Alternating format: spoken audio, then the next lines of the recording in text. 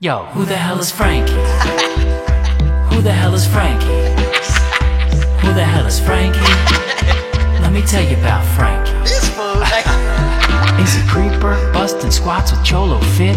Or Pachanga, your Tio who's always lit? Afrodushi, the club head tweaker? Or the fiery Jaina, Juanita Carmelita? Frankie's the guy who brings them all to life. And now it's time to meet the real dude inside. So take off your shoes, maybe your calzones, for the homie, Frankie Quinones. Welcome to Eric Schwartz Makes You a Mixtape. I'm Eric Schwartz, and I'm going to make you a mixtape. This is a podcast years in the making. I recorded this interview in 2019, right before the pandemic, and it just never saw the light of day until now. I'm putting them out for you to enjoy, people. So if you like it, I want you to feel like this is your podcast. I want you to feel like you got to spread this like a mixtape to all your friends on the underground tip. Word of mouth is the most powerful tool. Something I didn't mention on the last one. Write a review. Now that it's been out a little bit, write a little review.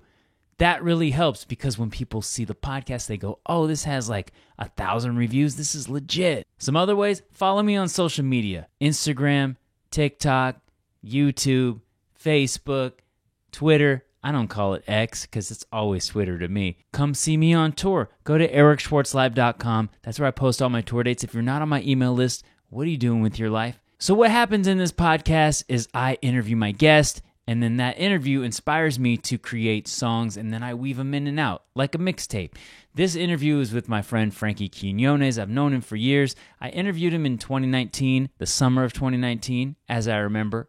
And this was when Frankie still had hair. I was bald. I was already bald. You've seen Frankie as the co-star of the hit Hulu series This Fool. He does tons of amazing characters, and of course his most known is Creeper, Cholo Fit. And because I interviewed him back in 2019, he hadn't been on This Fool yet. He was still doing a show called The Dress Up Gang and doing his characters, and he had a podcast. But since then, it's so cool to see my guy grow. So brace yourselves. Frankie Quinones, I'm about to make you a mixtape. Frankie Quinones! What's up, dude? What's up, man? Smooth E, homie. There he is, dude. Have a seat. Cholo Fit, Creeper. That's right. Represent. That's right. Live and direct. Representing the 805, the 415, and now the 818? 213. The 323? 213, yeah. 213. Yep. All right, cool. And I was like, what are you calling? Oh, now you're on. I'll put my shit in. Yeah. I don't disrespect Put you, your bro. shit. Dude, I got you a beer and a water. Oh, nice. So that if you have alcohol, you can damn, replace. Michelob Ultra. All right. Yeah, that's, I knew that was your favorite, right? I don't know. Okay, I'm posting that. Okay, good. I got an aunt who ya. loves Michelob Ultra, so that's good. Yeah, take it to her. You can, we I should save it, yeah. Yeah, save it up. Dude, so awesome to have you on. You okay? It's very hot outside. Oh, damn. It's burning up out there, man. Yeah. I almost jumped in that pool outside. I was like, damn. We can do it, man. I got the key. You I can pay do my it. homeowner Hey, you look dues. like you've been working out. Yeah, Look man. at that. I just- chest muscles on flex, homie. My bad. I've been doing Cholo Fit, man. That's right. Hey, it gets results, man. Shit. Nah, dude, it is good. No, like that's why I was thinking about you, man, and I was like, I've kind of known about you for a long time. Yeah, back at you, man. I knew about. I think I saw first time I saw you was like before I even started stand up. I think Really? was it or like maybe it was like right in the beginning or something. Yeah. And then you know, man, it might have been on one of the Rudy shows or something, or maybe it was at the. You know, remember when Terra Harbor Comic Club used to be Hornblowers? Yeah. And then And then it was it might have something been called back Comedy then. Esquire, and then it became Ventura Harbor Comedy Club. right, yeah. Because you're from. I found out about you from the radio station, and From I made Rico Mambo. yeah. Oh, okay, yeah. Those are the homies, man. And I was like, I think I was asking about like 805 comedians, and they mentioned you. Yeah. And then I was like, and then I went and checked you out. And I don't know if you had started doing. Yeah, because I started in San Francisco, you know. Yeah, you started because you were going to school Pancho. there, right? Yeah, I went to school there. Well, we moved there. I was still, you know, I was like 17, 18. I think I just turned 18. And then we moved up there. So I just finished high school, and then And then I was living up there, and then I went to like a junior college for a little bit, and then I went to San Francisco State. Oh yeah. And then I got a job, and then after that, that's when I started kind of late. You know, I was already like 25, 26. I mean, I don't know if that's late. That's but, not that late. No. Yeah, but Started comedy. So what were you doing? You started stand up at 25. yeah. And were you doing, like you said, it sounded like you said you were gonna say that you did comedy, but you did other comedy stuff before you did stand up comedy. I mean, yeah, I did like some improv stuff like in high school and stuff like that. But I always played sports in high school, so I couldn't be like in the drama group. Oh, really? And then, but they would have these improv shows, you know, where they just throw you up there. And then the teacher liked me because she also was my English teacher, and she would just like throw me up, and I'd be like coming from a baseball game or practice, and like I'm still like kind of sweaty, but then I would just go up there, and the drama kids would hate on me. They're like, why does he get to go up? He doesn't even come to the the drama thing. So I'll go up there and do my thing, I'm just have some fun. No, I didn't, I wasn't trying to. It was just fun to me, but they were not feeling me, but they were cool at the end. You were in sports. What sports were you into? I played baseball and football. Yeah. Okay. I mean, obviously, I was better at baseball. I'm a little homie, so Dude, football. yeah, I just played football because all the homies did. That's You could squeeze through it. That's what, dude. This is what I love about you, is that you do these characters. You're most known for the Cholo Fit Creeper character, sure, right? Man. But all your characters, the Juanita, what's her name again? Yeah, Juanita Carmelita. Juanita Carmelita. All your characters seem to be very positive. Oh yeah. Like positive depictions of people that or archetypes that but then you personally, you're also like, anytime I'm around you, you're super positive. I always get good vibes from you. Oh yeah, I'm all about it, man. Yeah, but it's different. Like one life. you could have easily fallen into the like this guy Creeper is a gangster or whatever. You could have easily fallen into like that thing, but you show how like people can change. I watched your the one with Santa Claus, and you were on the naughty or the nice list, and this year you were on the nice list. Yeah. But before he was on the naughty list, which I thought that was like a really cool take on the Cholo character. That's what I think is like. I really love that. Like you're doing a character. A Cholo has been done before, but never like this. You know what I mean? Did you like consciously do that, or you're just like that? That's how you are. You're a very positive. I don't know. person. I mean, I consciously did it, but just because kind of being around it, and then my dad. My dad's an old school Cholo, man. And then once we started getting older, like once he had kids and he started getting older, like he was still dressing like a Cholo. And then eventually my mom was like, "Hey, like you can't just be wearing Dickies and Chuck Taylors to these like." Oh really? Like my work events and everything. My dad was like, "All my right, formal man, Dickies." But he was like a good example to me. And then my Nino, his best friend, my godfather, was they were both from like the hood and shit. But same thing. Like my godfather was president like of a lowrider car club for like 30 years. Yeah. So he always just like, which is like a positive outlet to like, because he like dedicated his life to it. He was at a car show like every weekend. Like he was dedicated to his car. It was just another place to like channel your energy that wasn't gonna be into something negative, and I got cousins and uncles that were in and out of jail. Yeah. You know what I mean? And they're always like, they get out like, oh, I'm gonna do it different this time, like, nah, I'm gonna do it like this, and yeah, the devil made me do it or whatever, like, so like you could, in their hearts, they want to do good. Yeah. But sometimes it's too much of a battle or too much of a fight, so they go back to jail or da. But I would say like most of them have gotten like, once they have kids and they they get a job, like they want to stay on the right path, but some struggle to do that. So it's hard. Like, yeah. I mean, hard. if you've been used to doing something the same way your whole life, like, okay, let's say you're selling drugs or whatever. That's how you earn your money. And then now all of a sudden you got to change that. Yeah. It's like a transformation, which is kind of, now that I say that, it's kind of like what Creeper is like a transformational Cholo. Yeah. Like, right? he's been through that, the darkness, and now he's, the positivity is like his that's his cool, lane, man. And then he's like, that's really cool. He's having success with this, so it's helping him kind of stay there. But he's also, you never know. He could be. I've done some videos where he like gets faded, goes back to his old ways, jumping on cars and all that shit. It's like, oh, Creeper, come on, man. Maybe you give a little whisk away and you do it like this. He's so down in your town, and he's present in the now. He's a creeper. Pump your chest, take deep breaths when he straps on his headset. He's a creeper.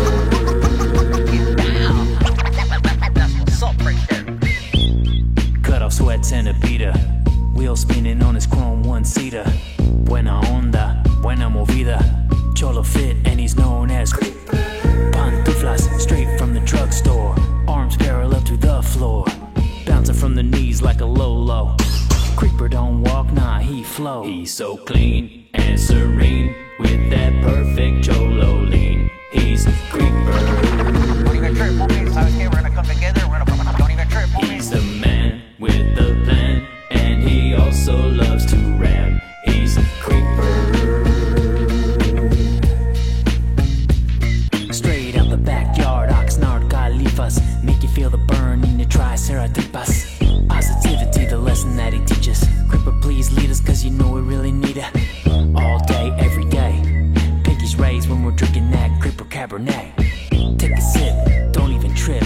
Staying hydrated for that cholo fit. Every day he must train, cause he keeps it so firme. He's a creeper. Right here in the forum here.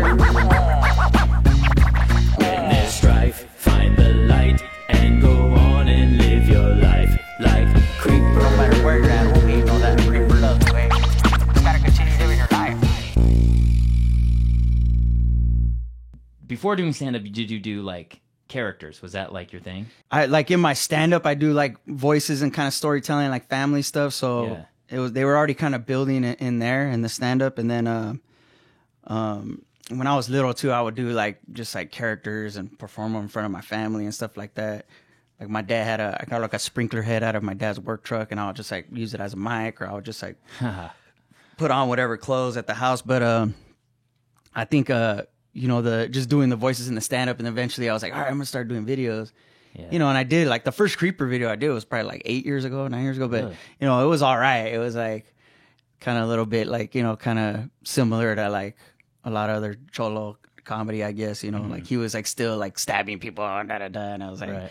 but that was like 8 years, and I was like, yeah, you know what? There's like something out. So it just took me a while to polish them up. But it took, I mean, you have definitely polished them up, because I'm looking at what you're doing now. And dude, I can't believe, even in the last year, how quickly you've grown, because you're doing the Will Turn in like a week. Oh no, it's end of September. In So like September. like about a month and a half. Yeah. But dude, that's like a Yeah, venue yeah. that I've dreamed of playing. Me too, man. I've driven by that so Dude. many times. I remember even like as a kid, just be like, "Oh, the Wilter, dude." And then yeah, I mean, last time I saw you was probably you were opening for Craig Robinson, right?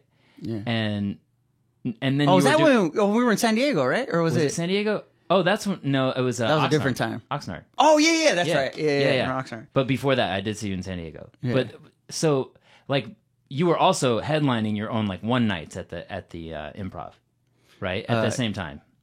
Right. Yeah. Yeah. So you were headlining, but then, dude, I mean, the Will Turn. How did it, like, in the last year, have things like really blown up like that?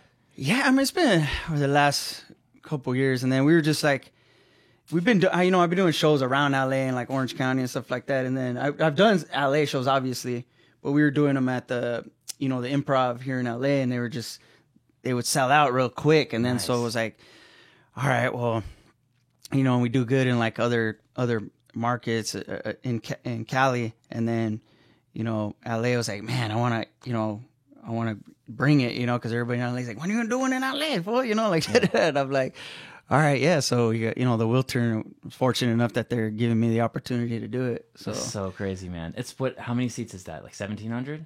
around there, yeah. It's like insane, 17, dude. 1800. Yeah, I know, right? It's a lot of beautiful. people, No, yeah. that venue is beautiful. I know. It's a good venue, man. I'm excited about that show. Yeah, dude, I'm so excited for you. What was it like? Because when I ran into you guys, we were both doing shows in San Diego, like you said, Mm-hmm.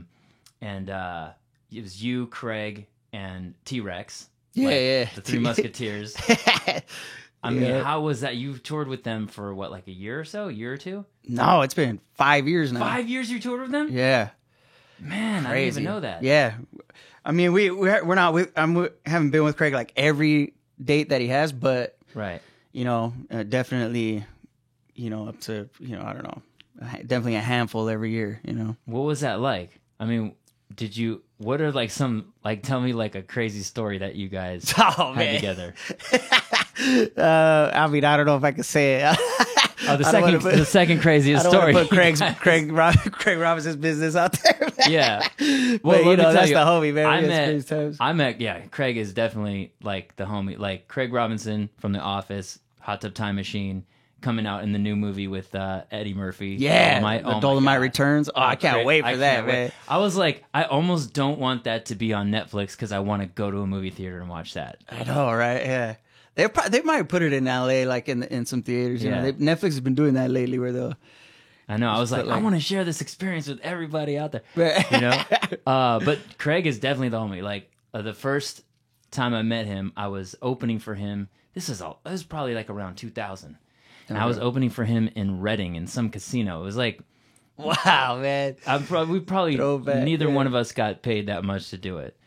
But I loved what he did. I loved how he put music into his show. And I already had like a little bit of the like beginnings of doing music. And then, but watching him like gave me more ideas about how to incorporate music into the show. Mm-hmm. And we just became friends from that. Like we both had great shows, and we became friends from that. And he's always he blew up so big So since hard, then. yeah. And he's always been just a cool dude. Yeah. You He's know, super chill. Dude, I don't man. think he's ever changed just personality. He's always very encouraging, and he supports his friends. So Yeah. I'm sure you guys had some crazy times. Oh yeah, Yeah. for sure, man. But yeah, it's definitely a good dude, man. And T-Rex is one of those guys that, He's wild, man. Yeah. dude, I cannot not laugh when I watch his stand up. Oh yeah. He's hilarious, man. It's so funny, man. He's old school too. It's like, What do you think you learned the most from working with those guys? I don't know, man. I would just some more like commit to just like being yourself and letting loose. And you know, I still get butterflies when I go on stage. You know, I think Yeah. you should. You know, I think it's more like excitement now. Like, oh, here we go, baby. Yeah, Let's yeah. do this. But with them, like Craig and Todd, they just done it so long and Yeah. been on stage, you know, for over 20 years. And it's like you can sense that. You know what I mean? It's like something that has to be earned. And so I respect that a lot, and I love it, and I love vibing off that and just being like, yeah, man, you know, just, you know, the more shows you do, the more you're just like, the more comfortable you are Yeah. up there, you know. So I think just seeing them like just like be so, like whatever, even when like if you're like, I'm like, oh, the crowd seems kind of weird tonight, or they don't just like they don't give a shit, man. They're just like, Yeah. yeah, You know, one of the best shows I ever did, one of the most fun shows I ever did was with Craig. He had this idea once where it was for the whole lineup of comedians was a band. We did this at Ontario Improv. I'll never forget this night. I was the host, so I was the MC, like in more ways than one. Right? So I was the rapper and the host of the show. And then it was Craig on keyboard. It was Will, I forgot his name. Will, So Vince, no, he played bass. Will, shoot, I can't remember his last name. There's a guy on the drums, I can't remember him. And then Jeff Brown was the bass, I think. And there's one guy was on guitar, one guy was on drums, and then Craig was on keys, and I was the host. It was like live seems band wild, karaoke dude. before it was ever, or you know, but we were just making songs. right. It was so fun. And then so we would jam for a little bit, and then I would introduce the next comic, and each band member would get out of their instrument and come do stand up. It was so fun. Whoa, And I think Craig wanted to I think do I've it. ever seen that before. Yeah. Yeah, Craig wanted to do it as a tour. But man, he must be like, has he called you and said, like, you know, has he seen these venues that you're doing? Has he called you and Oh yeah, he's pumped. We were just together last weekend in New Orleans because he was out there filming a movie, and he was out there for like 2 months. And he hit me up. He's like, "You working this weekend?" I was like, "Nah." And he's like, "It's my last week in New Orleans." So I hopped the flight. We went out there and just partied for like Nice. 2 days. But yeah, he's pumped, man, because he, like I said, he hit me up. You know, it was like 5 years ago, and he hit me up like the first run shows I did with him.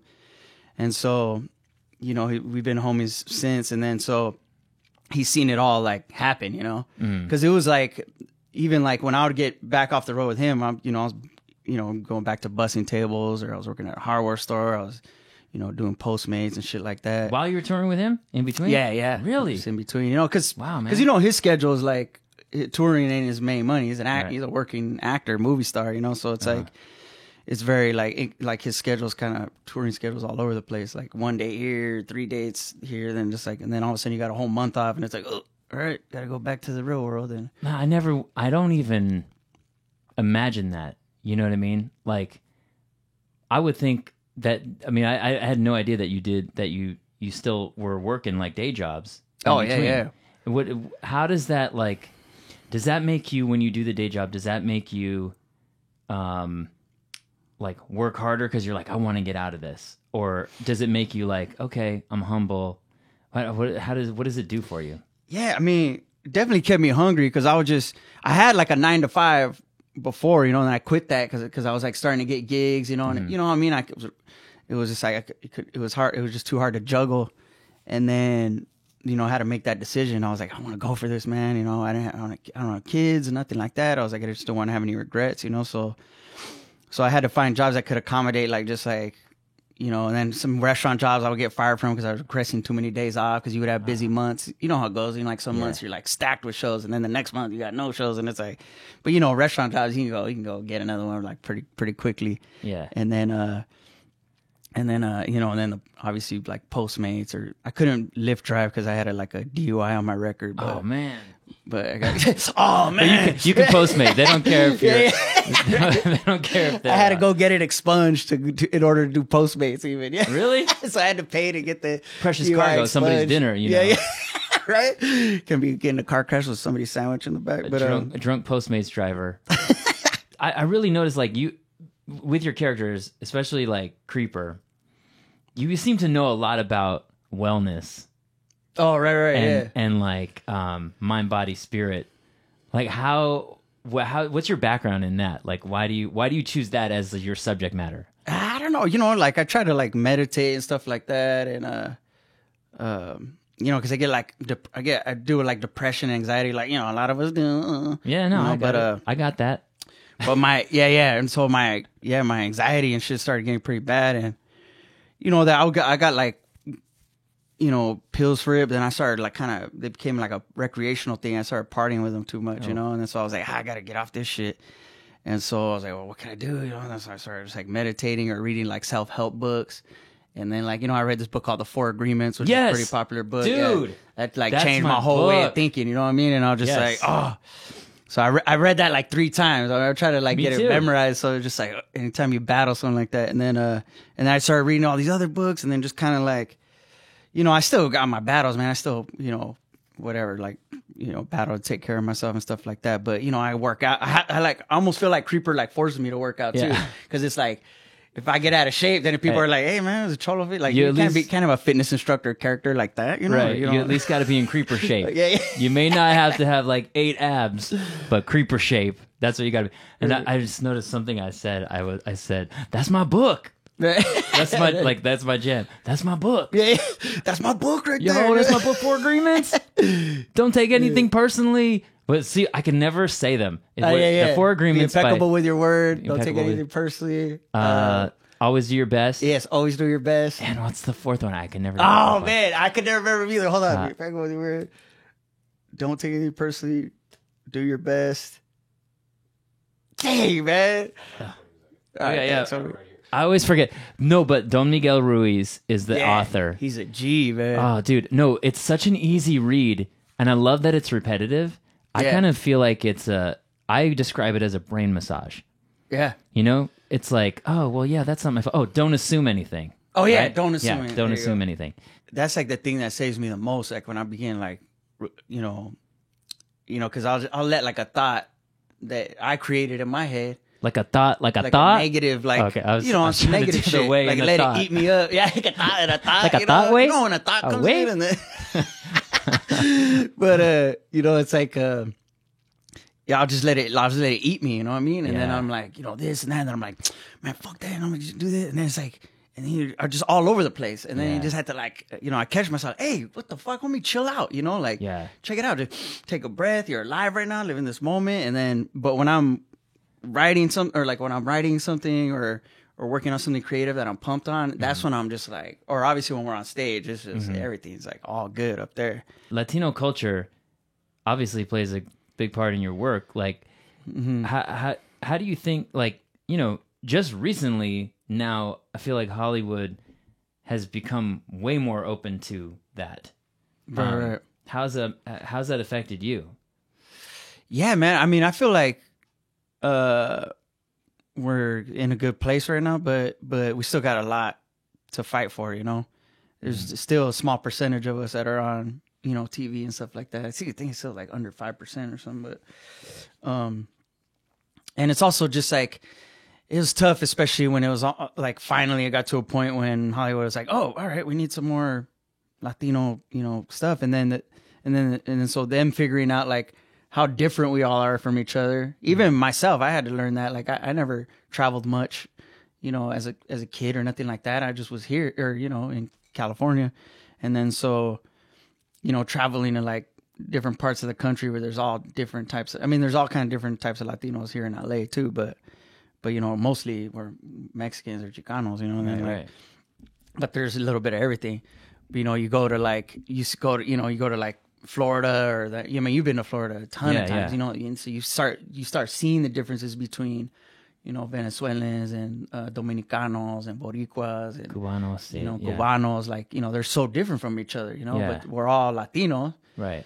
so I mean, just it's in the U.S., there's such a difference between people from the South, people from the Northwest, from just culturally. same kind of vibe, man. Yeah. And but the problem was, I think in the beginning it was like, oh, we need to put brown faces on, but then you go and it's like, these white producers and stuff like that, and it's just a job for them. Meanwhile, because there's like, if you want they want our voice, but it should be all the way from the background onto the screen. And then when you got like, these white producers that didn't even grow up, like you grew up around a lot of Mexicans, so it's like, but like, it's like these white producers, because they just want somebody who's experienced in producing. And then, so there's not, now more of us are getting experience in those fields too, and being producers and stuff like that. And so the more of us there are, the better.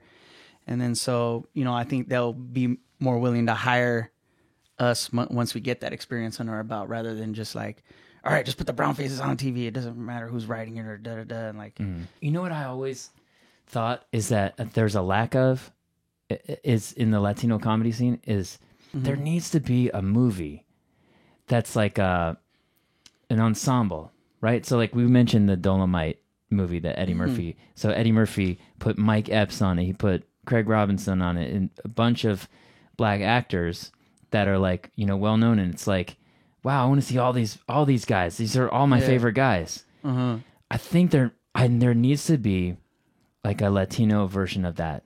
oh yeah, I think that'd awesome, be awesome. man. Like you and like Gabriel and Felipe and I don't know, Chingo Bling. There's so many different voices within there, Right.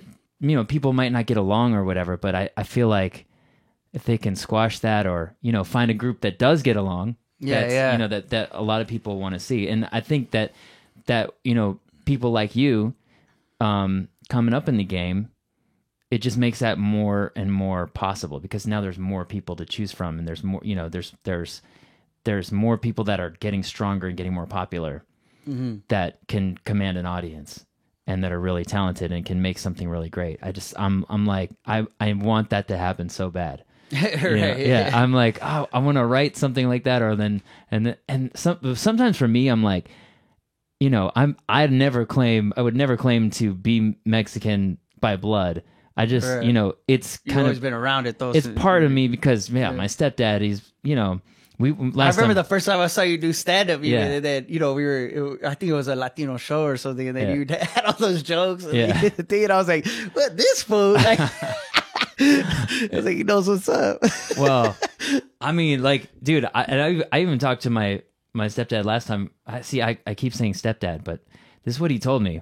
He goes, "Hey man, it sounds bad when you call me stepdad." Like, we were out in Mexico, And I kept saying padrastro. This es mi padrastro. I was doing a video where I was trying to go and sing mariachi with real mariachis.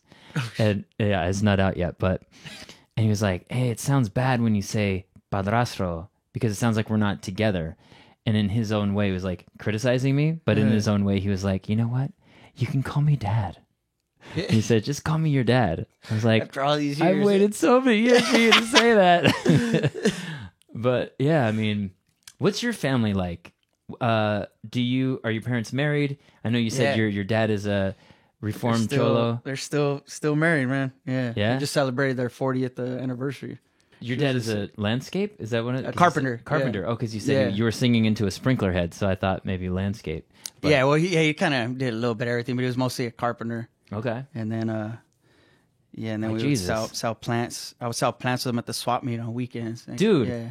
I'm an old swap meet head. Hell yeah. I used to love the swap meet, man. Where did Yeah. you swap? Where did you go to the swap Oh, meet? we would go to different ones. You know, the one in Ventura. Yeah.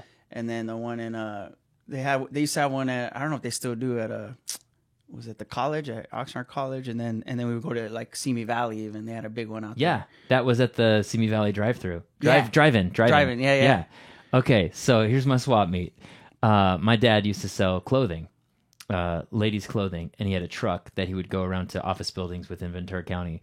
And then every weekend he would sell the swap meets. But we'd come to the city. We'd come to the Rhodium swap meet in Redondo Beach. Mm-hmm. And so I would go with him and help set up the stand. And then eventually I took over like for him because he didn't want to go out. So I'd go out on the weekends. But man, I'll tell you, like Thousand Oaks is not known for its diversity. You know, Thousand Oaks Yeah, is for like sure. very homogenous. So that was like I think it was so instrumental in like what I do now because I was exposed to all different types of people. And then they had this. Oh, yeah, swap meet, everybody there, yeah. Yeah. And they had this record stand called Rhodium Records, which I think if you look at the first NWA album, they're thanked in the liner notes. And Rhodium Records, that's where I got all my records.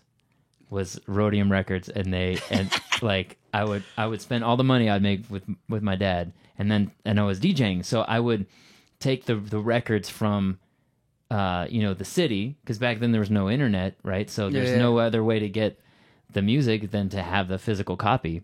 Right, and I would right. take that and then spin at parties in Thousand Oaks. Be like, oh, where'd you get that shit? Yeah. Well, they were like, "What's this song? This is rap music." And it was when rap was starting to get big, right? And so I was kind of like the What's curator. This, rap music? Yeah, It's so I was funny. kind of like the curator of. I started doing school dances and stuff, and I kind of knew more about that kind of music before it got super popular, and I was kind of exposing my friends and stuff to all that music. So yeah, Oh. yeah, dude. And it all came from the swap meet. The swap meet, dude. I used to sell mixtapes at the Simi Valley swap meet. Oh, nice. I remember Yeah, my brother and I, we like put a mixtape together. We got our own stand there, and we just sold them out of the swap meet. Totally illegal. Totally illegal. We eventually upgraded the plant thing, and we got one of those little kiosks at the. You remember the Esplanade Mall? It's not there anymore. Yeah, right? yeah, In yeah. Oxnard, yeah. Up at where the two big buildings are in Oxnard. Yeah, across Yeah. from that, where I think what's there now, BJ's and like I don't know what else, but they Yeah. tore it down, the whole mall down. Now it's like the collection is like obviously the cracking Mm-hmm. thing, but the Esplanade, we used to have a little cart in the middle of Plants. the mall. Yeah, we would sell little plants. You would stay out there all day, dude, at the swap meet, right? Oh yeah, that's a long. But my dad would wake me up at like 4 a.m. Yeah. because you have to get in that line to get a spot. That was the So worst. to get a good spot, dude, it'd still be dark outside. We're in line. I'm like, oh man. And you were what, teenager, right? Yeah, Yeah. And at was that like- like, like, even yeah. It's like I want to go kick it with my Yeah. the friends and all that. My dad's like, nah, man, we gotta go work. Same with me, man. This is in the 90s, man. And I was a swimmer, so I would get up early for swim practice like during the week. So we'd have yeah. like double days, right? And then like he'd hit me with a Saturday. He'd be like, "Okay, now you got to get up early again on Saturday Yeah. and go out." And I was like, "Oh man." Yeah. I would probably DJ the night before on Oh. Friday night. It was crazy, man. It's all good though, man. Show you that work ethic, And I mean, it was fun, man, at the swap meet. Like It was. get the little breaks, get to walk around. You see, it's good people watching at the swap meet. So. You buy packs of gummy bears, Yeah. gummy worms, and nuts. Everything, man. Do back to school shopping there, everything. Yeah. I was trying to remember like more and then I would be so hot during the day because it's like a summer day, too. and Especially the Simi Valley one. Oh my gosh, homie. and you're dehydrated, and then the only thing that we had to eat was either like tuna sandwiches that we packed. At the time, you're like, oh, I don't want to. This thing stinks, man. It's all like half cooked, seared tuna. Yeah. That's funny. And or if you go to the snack bar, then you'll regret it later, right? You get a soda, you get like fries, and you're like later, you're like, oh, I feel like shit. Oh yeah. You definitely gotta hydrate though. But it was, man, it's funny seeing all the stuff they sold there though. Before discount shopping was on every street, you could find the best deals down at the Swap Meet. A drive-in movie theater by night, outdoor galleria from 7 to 5. Every Saturday you would find me there, slinging the latest in women's wear, like a TJ Maxx in parking spaces, fanny pack cash register strapped to my waist. But somehow my stacks never saw the next day. There were too many ways to spend my pay. Every brand name for a real good deal. I didn't ask if the things were real. Fila, Adidas, yeah, I bought a lot of them. Paid $20 for a pair of Air Johnsons. They fell apart in 2 weeks, and I came right back, put more on my feet at the...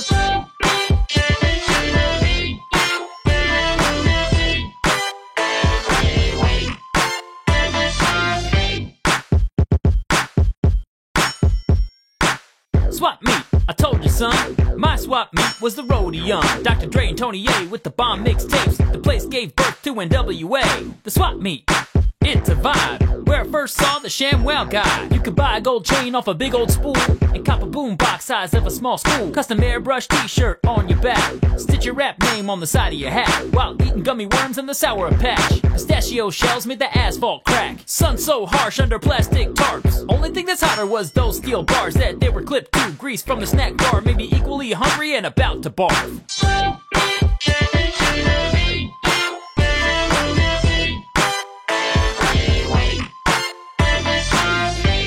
Every swap meet used to have chamois. Remember that? Oh yeah. Oh dude, my pops was all about the chamois. I was at a show at Hollywood Improv, and Vince, the ShamWow guy, was there. And I told him the story. I go, that's the fool that loves cocaine. Yes, definitely. He was definitely on something. Dude, people said that, and I'm like, I know he got like in trouble for cocaine. Yeah, wasn't it like in Europe or something? He had like two fucking hood or prostitutes and they call them prostitutes over there. It's a little bit more. It's a little more like it's Europe. Okay, it's a little more like a bunch of highfalutin. cocaine and some hookers and just like wow, yeah. So he was there, and I told him the story about I used to see people selling chamois all the time, and he goes, "What swap meet was it?" I go, "Rhodium." He goes, "What years was it?" And I told him, and he goes, "That was me. I used to sell." Oh, what? Yeah. I used to sell chamois at the swap. Oh, so he's meet. been in the chamois game for a minute. Yeah, then. dude, that guy lives chamois. I thought he was just like a hired actor. Like, No, oh damn, that's why he's so good. Because like, man, I look at him a lot different now. Okay, yeah, you get respect from him. He really put his time in. Like he was doing open mics at the swap meets, and now he made it to headliner, and he did the commercials, infomercials. So yeah, dude, he's. And then, so that was his product then, the ShamWow? Yeah, I think it was. I don't know if he owned it. I should research that, but I mean, there needs to be a movie done on that guy. You know, yeah, ShamWow documentary or a mockumentary for sure. Something a ShamWow, a mockumentary of, because he's in the chamois empire, and I think really his story is still evolving because they still sell those, right? The ShamWows. Yeah, I had one. I think we bought it online or something, and but you look at the trajectory of his. He did years and years at swap meets, then he built his business, then he became a national superstar, and then he messed it all up with drugs. Now, what is his comeback moment? He needs a comeback moment. Right. And so you saw him recently? Yeah, like about so he's good then. 3 months ago. I mean, he's definitely doing something because he was not acting normally. Oh, like he was definitely. Hopefully he doesn't listen to this podcast. I mean, Smoothie, why'd you put me on blast? Maybe he was that excited about my comedy, but I mean, he was really nice. He's like, oh man, I'm getting great comedy. No, he was really nice, but I was like, damn, dude, you got energy. Yeah. I'm so naive when it comes to drugs, so I don't know. I don't. Yeah. You've never done any. Uh-uh. Oh man, I'm jealous, man. Wish I could have a brain. Really? You don't see. I don't see you as somebody who's done. I don't know if you want to talk about that, but. Oh you yeah, can. no, You can. I'm good. Yeah, I mean, I'm good now, but I definitely had Really? some dark spots in life where I had to battle it out, homie. Yeah. But How did you luckily, I have good family. You know what I mean? Like mom, and just like they pretty much got gangster with it. Like, hey, we're about to fucking whoop your ass if you don't. Eventually it takes you out of character. You're becoming not, and that's how deep I got into it. Where I just wasn't even Frankie anymore. Really? And then luckily, I was surrounded by family that were calling me out on it. You know, Yeah. like, dude, what the fuck, man? Yeah. I'm like, all right, my life. Let's get this shit together. That's awesome. I noticed, And like even in your stand up or in your characters, family is like it's obvious that you love your family. Are the actors that are in your sketches like are they your real family? Like the guy Yeah. who plays your dad? Yeah, that's my your pops. dad? Yeah. I knew it. When I'm Okay. like, do the resistance workout. Yeah. Hey, OG, come up here. That's my dad. Yeah. Oh, that's awesome. Yeah, he's a good dude, man. I love how who directs those videos. My homie Rob Boardman. He does a great job. Yeah. He's a G, man. We've been working together like over 10 years now. That's my dude, man. He just gets what I'm trying to do. I love the way he shoots things, and Yeah. it kind of brings you in because he makes it really like it almost looks like an independent film. Like Yeah. it's very warm. It kind of brings you in there because my characters a lot of them are like really grounded or like believable. Like Exactly. everybody know, like especially when they can relate to it. Like Creeper, it's like now we all know Creeper, man, or like the people that know what's up. They be like, oh man, and it's cool when people that don't even know Ochola find a way to connect with them or they just like them. But I love that they're all like none of them are like too over the top or they're like they get emotional and can Right. ride these waves or like something bad happens to them and then you see that happen. But is Creeper good at like giving advice on the fly? I mean, yeah, it depends on the situation. Yeah. Okay. Can I try one? Yeah. Can we try one? Yeah. All right. So, Creeper, I came to you here at your psychology office. Your psychology office? What do you call that? Your psychology office here. And I've been having this problem. She doesn't seem to understand that sometimes I don't like to be touched. Oh, dang, homie. And, there's sometimes I just want to be in my thoughts. How do I tell her without offending her? Because you know how women can, or anyone that you're dating can get a little sensitive about Right. like being rejected. So how do I reject her without rejecting her? How do I tell her? How do I call her off? Dang, homie. All right, when is she trying to touch you, eh? Like at Like night. after work or at night? Dang. Yeah, when we're going to bed. And you don't want to be touched at that time? Yeah, I want to go to sleep. I got an early morning.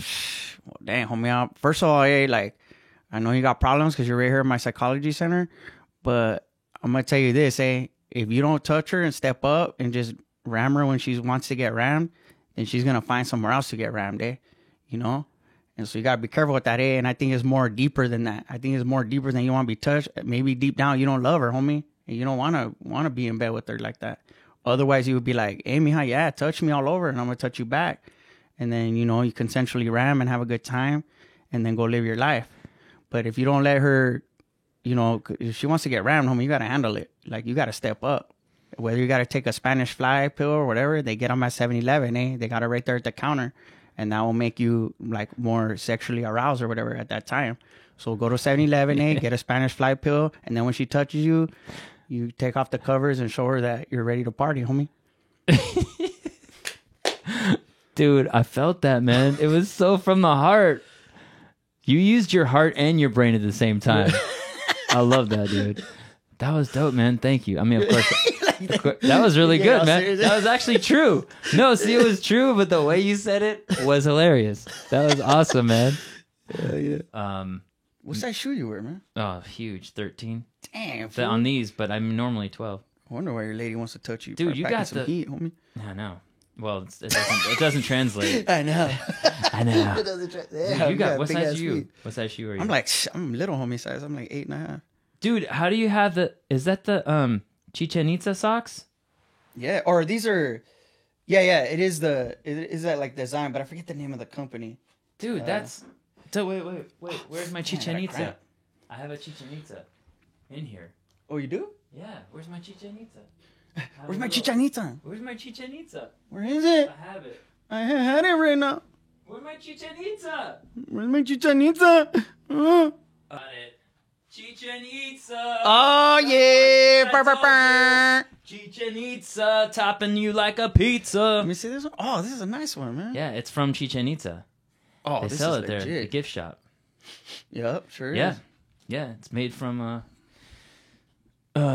Mexican limestone from the Dude, this one's Yucatan dope. Peninsula. Yeah, I went there. You ever been to Teotihuacan? No, Oh, yeah. That was pretty what's dope. that one? That's the Aztec pyramids, the sun and the moon pyramid, you know, like the... What city is that? In Teotihuacan? Yeah. Oh. It's probably like... It's not too far from Mexico City, actually. Okay, Yeah. I've been to Uxmal. Have you heard of that one? No, I've never been there. Yeah, I've heard of it, but It was- that's the ones where it's like kind of jungly. Yeah, Or- yeah, for yeah, sure. Yeah. yeah. It was like it's like a whole city of like these pyramids. Like this is the most known one, right? Chichen Itza. Chichen Itza. And then but this one's like a whole city and it's had like they're like, "Oh, this society had like a mall." And I was like looking at the buildings, I was like, "Yeah, it kind of like looks like a mall and like it was just like our society except that they had one of those death ball courts." You know what I'm talking about? Oh, yeah. You know what I'm talking about? They have they played a kind of a game like basketball or whatever, or like But fools would die. yeah, Yeah. the first team to score Kinda the like goal. basketball, but fools die. They would only score one goal, and then the other team was sentenced to death. Oh, by the way, just before we go, I know this is what I wanted to ask you. I know that you do a beatbox thing. I don't know if you still do the beatbox thing. Oh, yeah. And Beatbox? like, dude, your beatbox is dope. Oh. I feel like yeah. maybe we can freestyle a little bit back and forth. Do you rap at all? I could rap a little bit. All right, let's see what happens, man. Yeah, let's do it, homie. Yo, Anthony, Peter, you can. This is by the way, this is Anthony. What's up, And Anthony? the very funny, hilarious comedian. Oh, Yeah. you're a comedian? Yeah, that's both these what's guys are. But this Peter, Oh, hell yeah. Peter, Peter's like, I do the comedy. Hell yeah. dude. No, they're both awesome. They're both awesome. Oh, that's yeah. what's up, man. Yeah, you Hell got to yeah. see him. All right, so Anthony and Peter, give us topics, and then we're gonna freestyle. We're gonna freestyle. All right. You guys, what's the Do topic? you want me to beatbox first? Or... Yeah, I love your beatboxing. And then yeah. Dry skin. Dry skin. Okay.